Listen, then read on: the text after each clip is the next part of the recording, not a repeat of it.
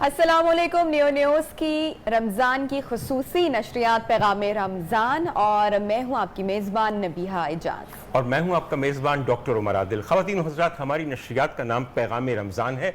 आज पैगाम रमज़ान के अंदर वक्त का एक बहुत अहम पैगाम मैंने आपको देना है।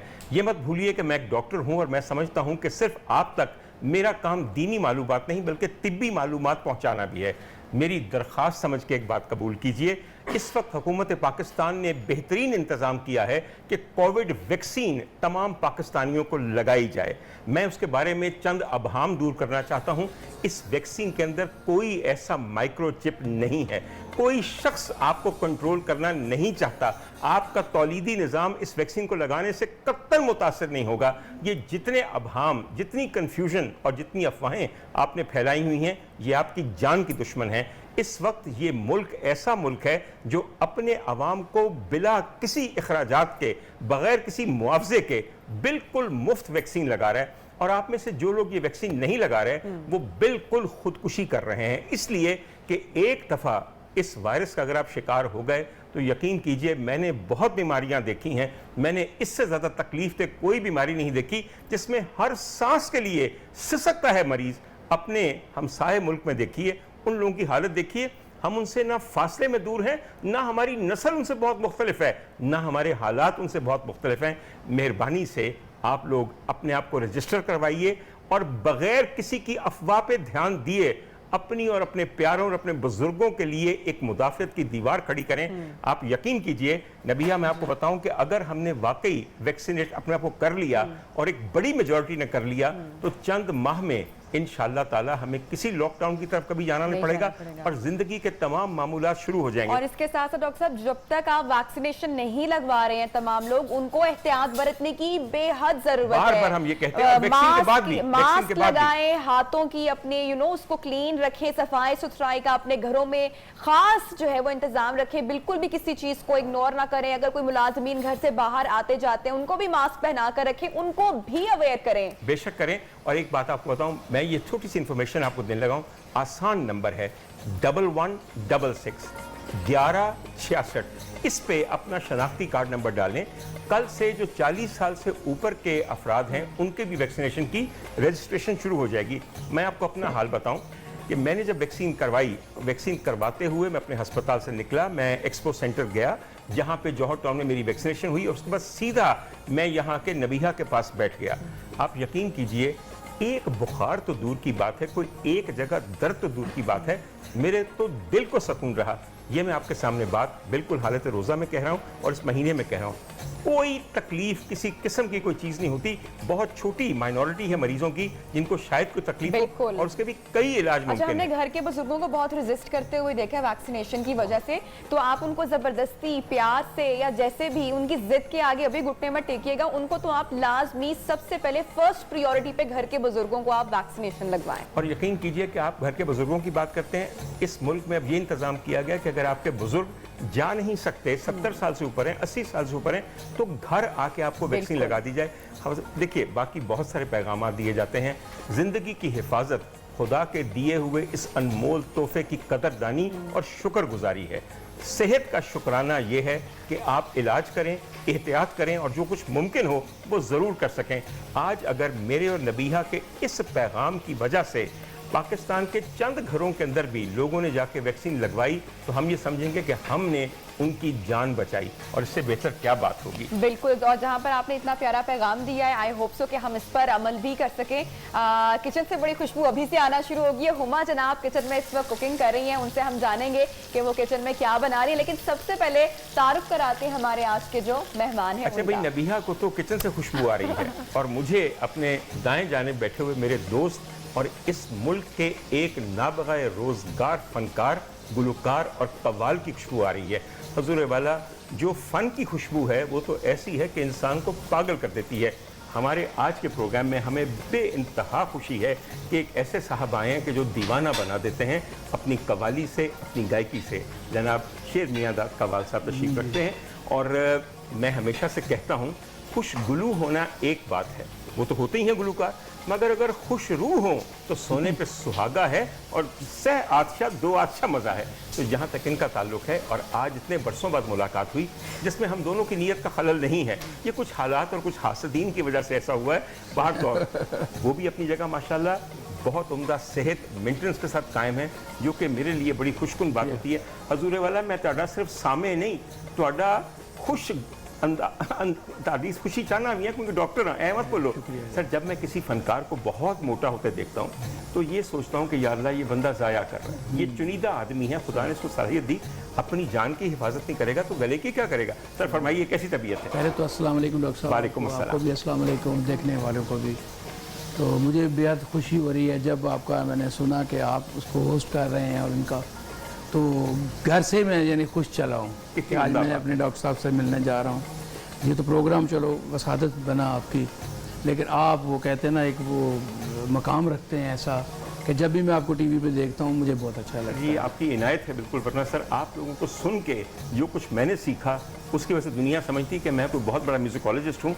अच्छा सामे अगर तन रस हो तो समझिए कि क़यामत हो गई सर। सही कह रहे हैं आप। आज सर एक बड़ी उम्दा बात है कि आप सिर्फ अकेले नहीं आए, आज आपके साथ हमारी महफिल में शामिल होने के लिए जो नात खां शामिल हैं वो भी आपको अपना उस्ताद मानते हैं और खुद को अपना शागिर्द कहते हैं। और हमारे साथ आज की महफिल में जनाब शहबाज समी साहब हैं, जिनका मैं आपको अर्ज करूं कि ताल्लुक यूं तो पुलिस से है, और क्या आपके ख्याल में पुलिस में सुरीले लोग नहीं हो सकते? बहुत अच्छे। बेशक हो सकते हैं। हमारी पंजाब पुलिस में खास तौर पे मेरा तो उनसे ही पाला पड़ता है ना जी, ऐसे ऐसे अच्छे शायर मौजूद हैं, ऐसे ऐसे अच्छे गुलकार मौजूद हैं, और ऐसे आशिक़ रसूल भी। आशिक़ रसूल भी। भाई देखिए वो तो एक हम जिसके उम्मती हैं उसके इश्क में गिरफ्तार हो बगैर रह नहीं सकते। सही बात। आपको अल्लाह ना करे कभी पुलिस से वास्ता पड़े, मगर अगर पड़ेगा तो इंसाफ कीजिएगा, कमाल अच्छे लोग हैं, कमाल उम्दा लोग हैं, और उन्हीं में से आज शहबाज साहब हमारे साथ शामिल हैं। अच्छा भाई हुमा, मेरे पे एक कर्ज है जो मैंने उतार के जाना है। किसी का कर्ज रखना और किसी के एहसान का बदला ना देना एक बहुत बड़ी खयानत है। हम सब जो यहाँ पे मौजूद हैं उनके सब के लिए रोज़ाना इफ्तारी का एहतमाम हुमा करती हैं, लेकिन कल हुमा ने एक खसूसी इफ्तार का इंतज़ाम किया, और हुमा ने इतनी बड़ी टीम के लिए, आपको सिर्फ मैं और नबीहा नज़र आते हैं, हमारे अलावा यहाँ पे तकरीबन 40-50 लोग और हैं जो इस ट्रांसमिशन को आप तक पहुंचाते हैं। मेहमान हमारे उसके अलावा होते हैं। हुमा ने जो कल गज़ब किया है, मैं आपको सबसे पहले बताऊं, अगर मुझे किसी लड़की या खातून या साहब को भी आंकना हो कि वो खाना कैसा पकाते हैं, तो मेरी कसौटी हमेशा उम्दा पका हुआ छोटे गोश्त का आलू गोश्त होता है। और हुमा ने कल मेरे ख्याल से वो आलू गोश्त बना के सबके दिल जीत लिए हैं। भाई हुमा, लोगों को क्या पता कि आलू गोश्त क्या चीज़ होती है। यहाँ शेर मियांदाद साहब जानते हैं सर, आलू गोश्त असल इम्तिहान है किसी के तरीके का। मैं तो समझता हूँ गोश्त अभी रहने दीजिए, आलू को काटा कैसे है, छिलका कैसे उतारा है, उसकी आंखें कैसे निकाली हैं, उसके किनारे कैसे बनाए हैं, उसका साइज क्या लिया है, और क्या सारे आलू एक ही शक्ल के हैं कि नहीं, और फिर उसके अंदर पुट का गोश्त ऐसा उम्दा कि बोटी को हाथ लगाएं तो बिखर जाए। लेकिन आज बहुत सारे घरों में आलू गोश्त बनने वाले हैं। क्यों नहीं, बिल्कुल। और एक आपको बात बताऊं, आलू गोश्त जब पक के तैयार हो जाए, उस पर तरी आ जाए, फिर लुस लुस करता गरम मसाला, वो भी ताज़ा कुटा हुआ घर का, और आखिर में हरा कचूर धनिया डाल के दम पे रख दे।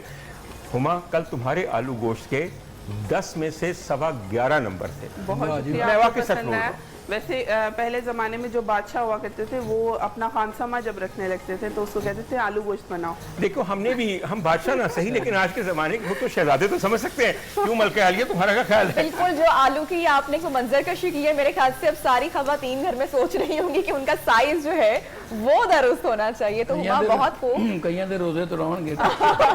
देखो सर जी, इफ्तारी तो पहले असी इफ्तार ट्रांसमिशन कर रहे हैं सर, कोई देंगे तरगीब तक कराएं, चंगा साधन पकेगा ना जी। बोला तांदे चंगी तरह पता है आजकल फार्मी मुर्गी इसको जी खोल के पा देंगे ने, चिकन फलाना चिकन फलाना चिकन फलाना, किसी चीज़ की कोई शनाख्त ही नहीं रही। आलू गोश्त की अभी भी एक शनाख्त है। और आपको मैं एक बात बताऊं, गए वक्तों में जो नेक माएँ होती थीं वो जब आलू गोश्त पकाती थीं तो रोटी के छोटे छोटे टुकड़े एक प्लेट में डालती थीं, उस पर शोरबा और आलू गोश्त डालती थी। मैं आपको बताऊं, वो बीबियां जानती थीं कि ये मेरे आका और मेरे सरकार का बेहतरीन और मरगूब खाना है। इसे कहते हैं सरीद।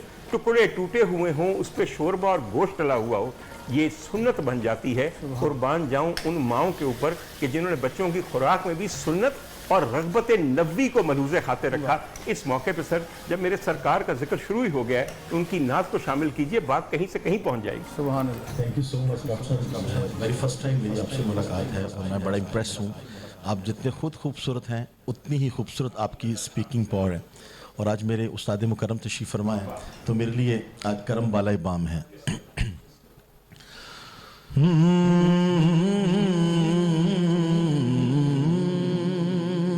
कैसा वो समा होगा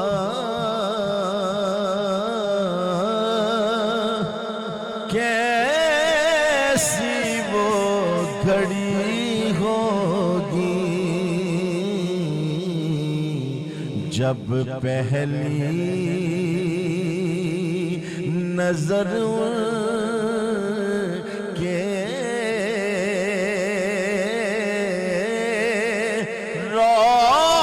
रोज़े पे पड़ी होगी।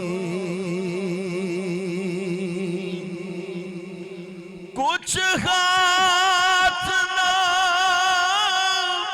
आएगा आका से जुदा रहकर, आका से जुदा रहकर बस सरकार की निस्बत से तौकीर बड़ी होगी। सरकार की निस्बत से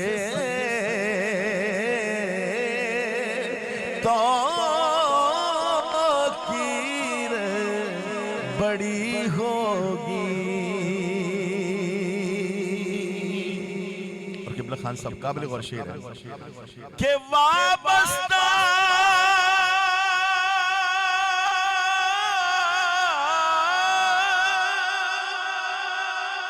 वाबस्ता जो हो जाए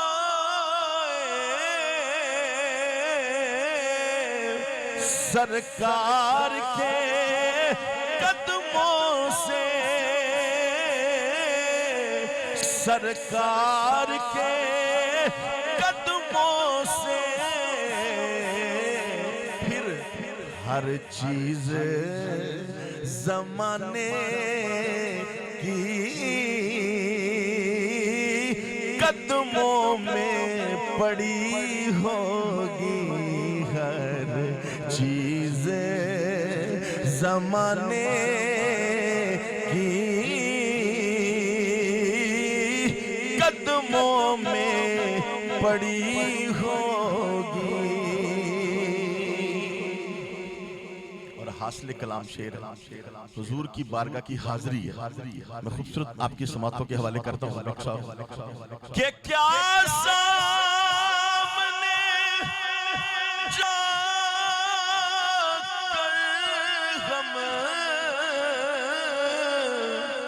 हाल उनको सुनाएंगे, हाल उनको सुनाएंगे। बस सरकार का डर होगा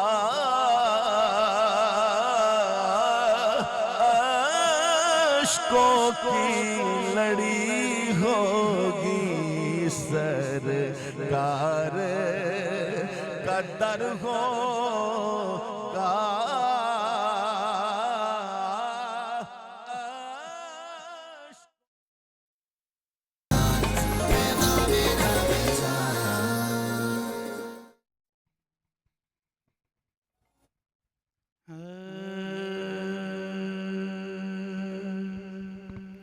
हाँ बेबंदगी उरूज किया, बंदा कर दिया, तारा मेरे नसीब का ताबिंदा कर दिया। कितनी बड़ी हुजूर की बंदा नवाजियां, मुझको मेरे सवाल ने शर्मिंदा कर दिया। इस करम का करूं शुक्र कैसे अदा, जो करम मुझ पे मेरे नबी कर दिया। इस करम का करूं शुक्र कैसे अदा, जो करम मुझ पे मेरे नबी कर दिया। मैं सजाता था सरकार की महफिलें, मुझको हर गम से रब ने बरी कर दिया। सैयदी या रसूल अल्लाह, सैयदी या हबीब अल्लाह, लम्हा लम्हा है मुझ पे नबी की अता,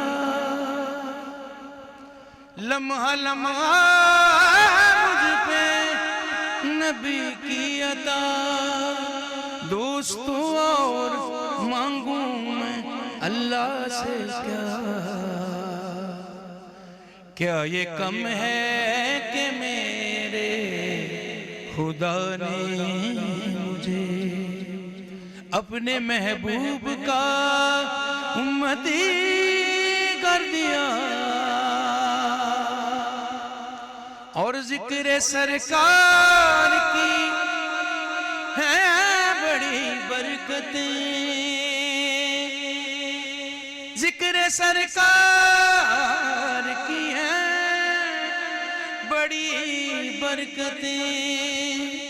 मिल गई राहतें, अज़मतें, रिफ़अतें।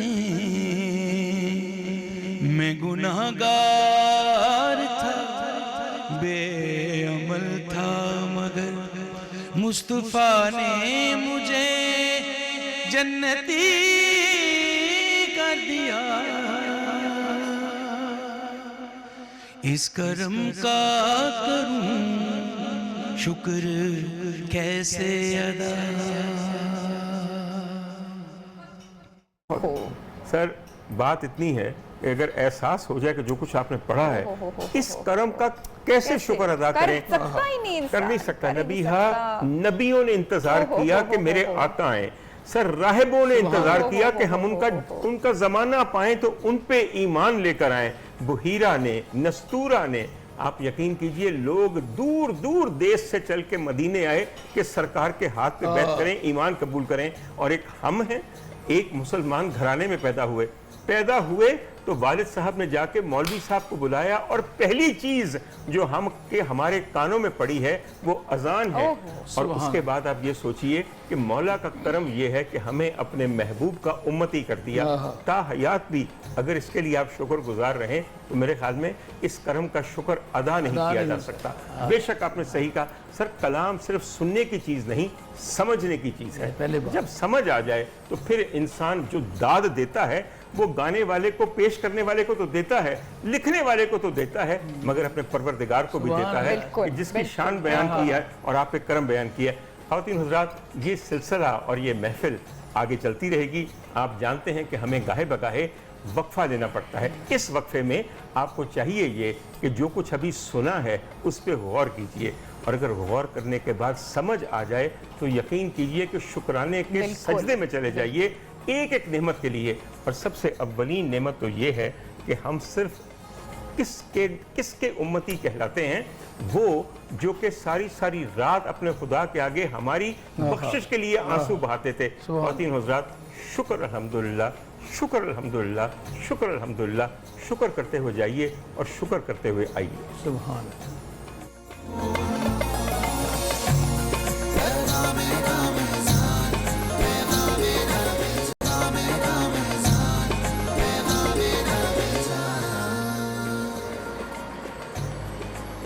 ख़वातीन और हज़रात, जिस दिन से ये वबा हमारे इर्द गिर्द फैली है, एक बात रोज़ाना आपको कही जाती है कि अपने हाथ बार बार धोएं। इससे आप खुद भी बचेंगे इस वबा से और इसके अलावा अपने इर्द गिर्द ये वबा फैलाएंगे भी नहीं। मैं आपके सामने इस वक्त इसलिए खड़ा हूँ ताकि मैं आपको ये बता सकूँ कि हमारे लिए जब हम हाथ बार बार धोते हैं तो हाथ बहुत खुश्क हो जाते हैं। जब हाथ बहुत खुश्क हो जाएं तो उसके लिए क्या किया जाए, लोग तंग आ जाते हैं। उसके लिए जो बेहतरीन चीज़ इस्तेमाल करने के लिए है वो डेटॉल का हैंड वॉश है।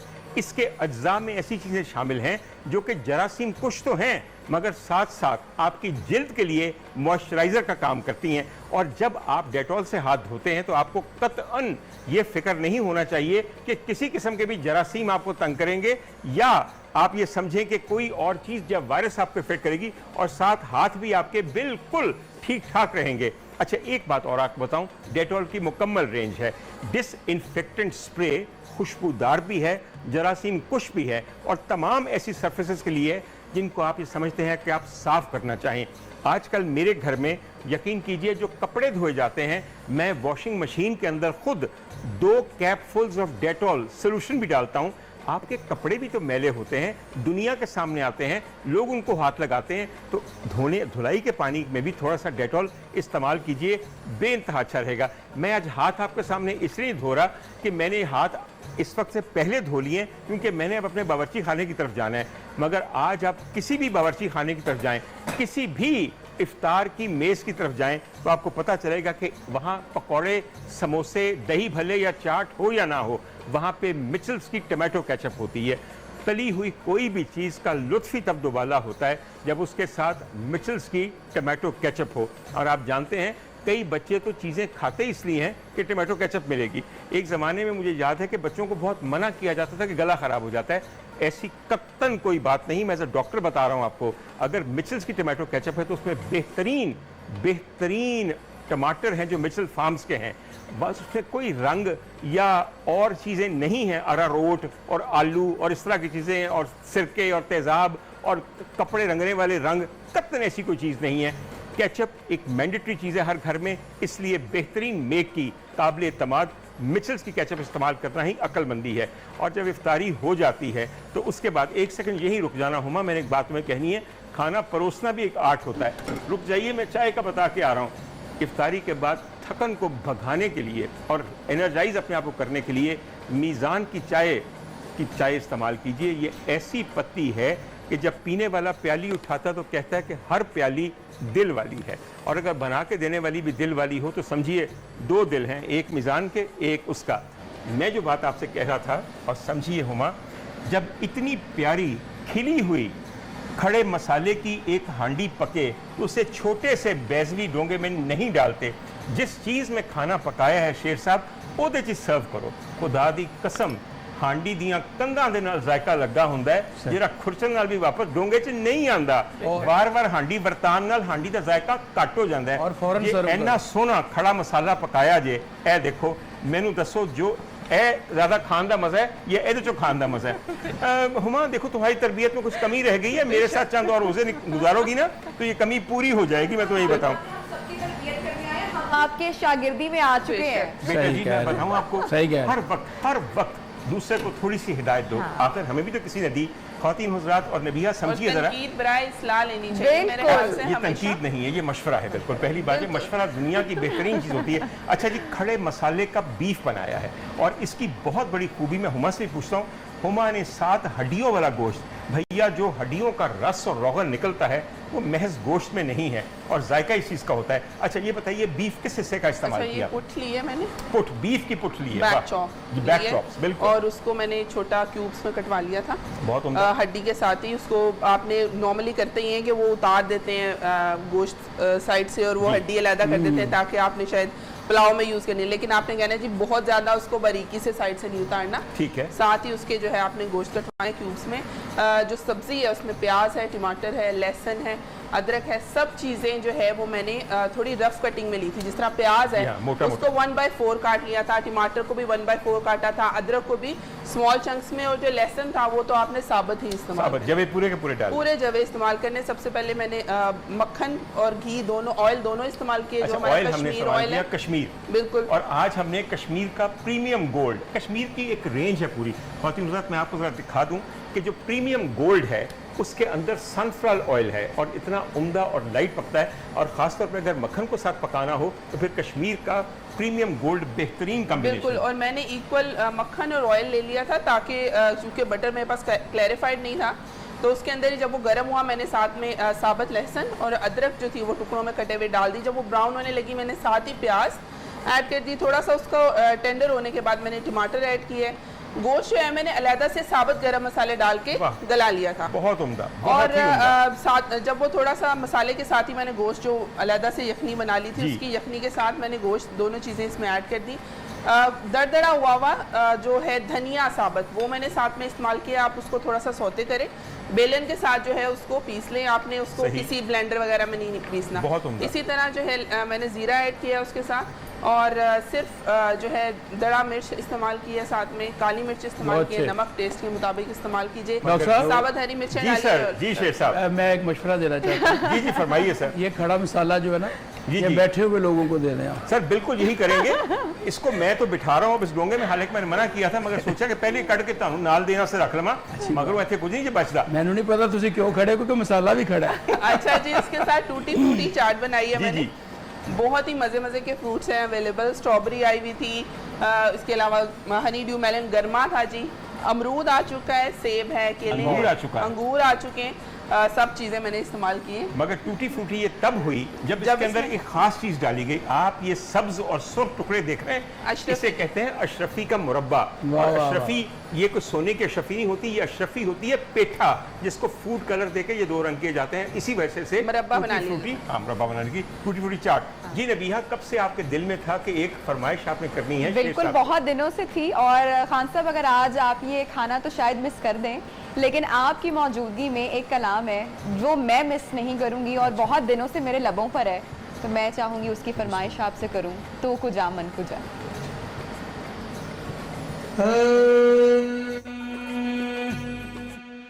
तू कुजा मन कुजा, तू कुजा मन कुजा, तू अमीरे मैं फकीरे अजम, तेरे गुनूर ये लब मैं तलब ही तलब, तू अता ही अता, तू कुजा मन कुजा, तू कुजा मन कुजा। इल्हाम है जामा तेरा, कुरान इमाम है तेरा, मिंबर तेरा अर्शे बनी, या रहमतुल आलमीन, तू कुजा मन कुजा, तू कुजा मन कुजा। तू है राम अनवार बांधे हुए, मैं दरूदों की दस्तार बांधे हुए, मैं दरूदों की दस्तार बांधे हुए, काबा इश्क तू मैं तेरे 400, तू असर में दुआ, तू कुजा मन कुजा, तू कुजा मन कुजा। डगमगाऊं जो हालात के सामने आए, तेरा तस्वुर मुझे थामने, आका मेरी खुशकिस्मती मैं तेरा उम्मती, तू जजा मैं रजा,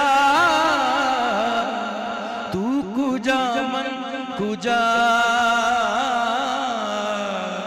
तू कुजा मन कुजा।